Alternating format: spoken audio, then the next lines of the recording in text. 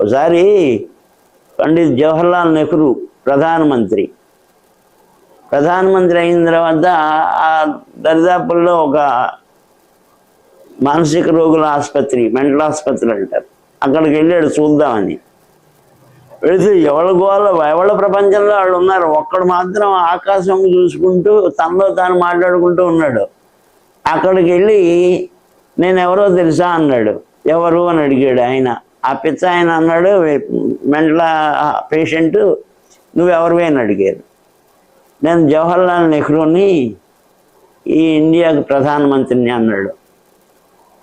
అప్పుడు ఆ పిచ్చాడు అన్నాడు, ఆయన అన్నాడు, ఇక్కడికి వచ్చావుగా తగ్గిపోతుందిలే అన్నాడు. తగ్గిపోవడం ఏంటి, ఇక్కడికి రావడం ఏంటి, ఇక్కడికి వస్తే తగ్గిపోతుంది అంటావేంటి అని అడిగాడు.